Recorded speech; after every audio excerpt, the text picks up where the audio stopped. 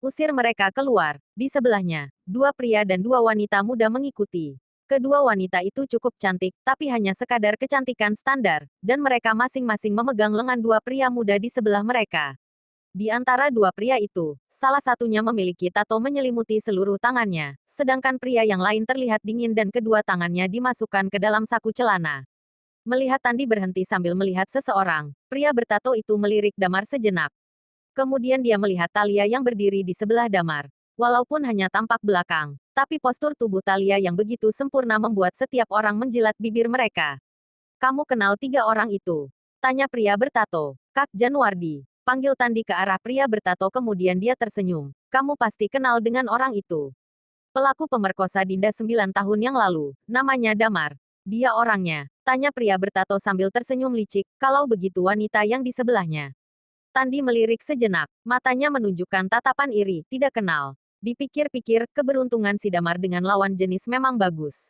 Walaupun sudah bertahun-tahun di penjara, tapi wanita-wanita cantik di sekelilingnya sangat banyak. Kemarin, Gladys membawa tiga wanita cantik dari kota JC dan mereka semua kenal dengan Damar.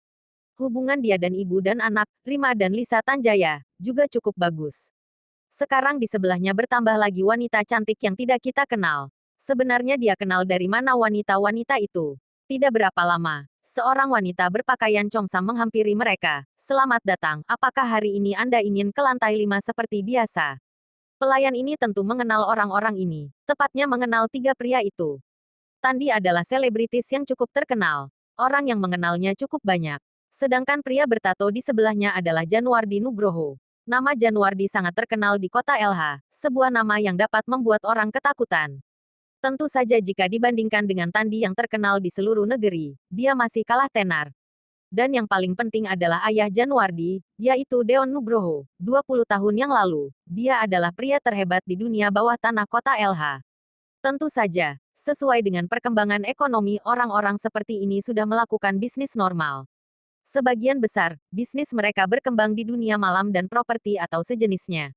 Contohnya Flow Fire Bar milik Rizky itu dibuka bersama dengan Januardi. Di kota LH, keluarga Ardiansyah memang ditakuti, tapi tidak mencapai tingkat mengerikan. Yang benar-benar tidak boleh diusik adalah orang yang seperti Januardi ini. Karena kalau berani mengusiknya, siapa yang tahu apa yang akan dilakukan di balik layar. Sedangkan pria muda yang terlihat dingin di sebelah mereka, namanya Anthony Kusuma. Latar belakang orang ini juga sangat hebat. Kakeknya adalah Randi Kusuma, satu-satunya pemilik kartu berlian di Bank Royal Kota LH. Mereka mungkin bukan orang yang paling kaya, tapi status mereka sangat tinggi, tidak ada yang berani mengganggu mereka. Tandi tersenyum licik. Kenapa, Kak Januardi? Tertarik dengan wanita itu. Januardi menjilat bibirnya. Cukup menarik. Anthony mengerutkan alis, jangan mencari masalah di sini. Tenang saja, tidak akan jadi masalah, ujar Tandi sambil tertawa kecil. Di sisi lain, Damar selesai mengurus kartu keanggotaan dengan lancar. Pengeluaran di restoran ini cukup bagus. Asalkan ada kartu anggota, kita bisa makan di lantai berapapun yang kita mau. Hanya saja semakin banyak uang yang kita masukkan, semakin besar juga diskon yang didapat. Anda ingin makan di lantai berapa?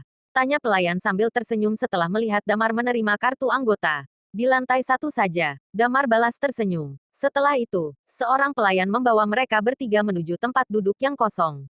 Setelah mereka duduk, pelayan membawa buku menu dan memberikannya pada Damar. Ini adalah buku menu untuk makanan di lantai 1. Tempat ini memang pantas disebut sebagai tempat kelas atas. Buku menu mereka sangat tebal.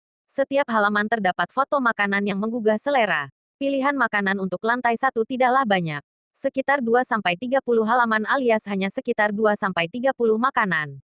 Semakin tinggi lantainya, pilihan makanannya akan semakin banyak. Talia mengambil buku menu tersebut tapi tidak membukanya. Dia langsung memberikan buku menu itu kepada pelayan dan berkata, semuanya. Apa? Tanya pelayan dengan wajah kebingungan. Di sebelahnya, Damar dan Wadi berusaha menahan tawa. Maksudku, siapkan satu porsi untuk setiap menu di sini, ujar Talia. Wadi melihat ke arah Damar dengan pandangan tidak berdaya, seakan mengatakan, kamu lihat. Aku benar-benar tidak bisa mengurus dia. Damar melirik buku menu. Menu termurah di sini harganya 200 ribuan, yang mahal bisa sekitar 2 juta per menu. Setiap meja memesan 3-4 menu karena porsinya sudah cukup. Talia meminta semua menu dimasak memang sedikit berlebihan. Damar melihat ke arah pelayan lalu berkata, ikuti saja instruksinya. Tenang saja, kami pasti makan abis. Talia melihat ke arah Damar sambil tersenyum. Mantap. Lebih bagus daripada muridku ini. Selama 3 tahun ini, aduh, aku tidak ingin mengingatnya lagi. Wadi tersenyum getir tapi tidak mengatakan apapun. Di saat yang sama, satu suara aneh tiba-tiba terdengar di dekat mereka. Haha, ternyata ada Damar. Lagi-lagi kamu berkeliaran menggoda wanita. Berani juga datang makan ke gedung Glory. Memangnya kamu bisa bayar? Damar melirik ke arah suara lalu melihat Tandi berdiri di sebelah, dia langsung mengerutkan alisnya. Tanpa menunggu dia berbicara, mata Talia memancarkan cahaya dingin lalu meledek, kenapa mendadak ada suara gonggongan anjing di sini? Damar, peliharaanmu ya. Mata Tandi terbelalak. Lalu dia langsung tertawa, si cantik, sepertinya kamu tidak tahu, pria yang duduk di sebelahmu ini adalah pelaku pemerkosa. Dan lagi dia menggunakan obat tidur untuk membius wanita itu. Lebih baik kamu hati-hati, jangan sampai tertipu olehnya. Selesai mengatakan itu, Tandi menunjuk ke suatu arah. Hei, cantik, kamu lihat 2 orang di sana. Damar dan Talia melihat ke arah yang ditunjuk bersamaan, Anthony dan Januardi berdiri di dekat pintu.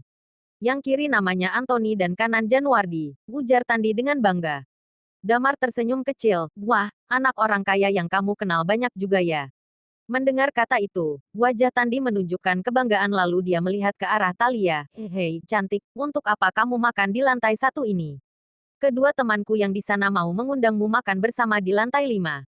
Orang di meja sebelah mendengar kata-kata Tandi langsung menunjukkan wajah kaget. Pengeluaran per orang di lantai 5 mencapai 20 juta. Padahal hanya sekali makan siang. Kebanyakan orang tidak mampu makan di sana. Tatapan orang sekitar membuat Tandi semakin sombong. Dia melihat ke arah Talia. Hei, cantik, apa kita ada kehormatan untuk mengundangmu? Anthony dan Januardi sangat menantikan. Kamu ternyata anjing peliharaan 2 anak orang kaya itu. Damar mencibir dan melanjutkan. Sangat cocok dengan pakaianmu saat ini. Seperti seorang Kasim. Ekspresi wajah Tandi langsung berubah.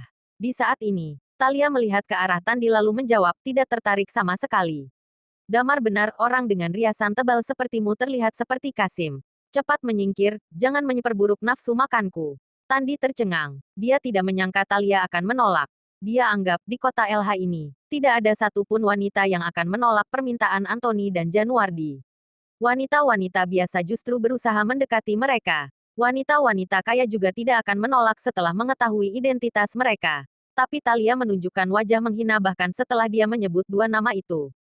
Seolah-olah wanita ini tidak menganggap kedua orang itu sama sekali. Tandi menelan ludah. Mendadak dari belakangnya, Januardi berjalan ke arahnya dan menepuk pundaknya. Dia melihat Damar dengan tatapan jijik lalu melihat ke arah Talia. Dengan santai bertanya, hei, cantik, menyebut kami sebagai anjing kucing liar sepertinya cukup keterlaluan. Selesai mengatakan itu, dia melirik ke Damar, lalu melanjutkan, kamu yang namanya Damar. Orang yang memerkosa Dinda itu. Damar menyentuh hidungnya lalu mengangkat kepalanya melirik ke Januardi, ada masalah.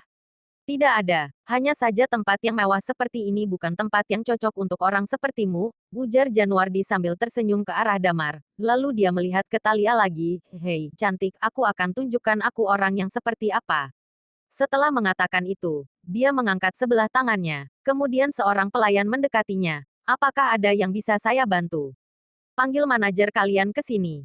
Lalu, usir mereka dari sini, ujar Januardi sambil tersenyum manis ke arah Damar dan Talia.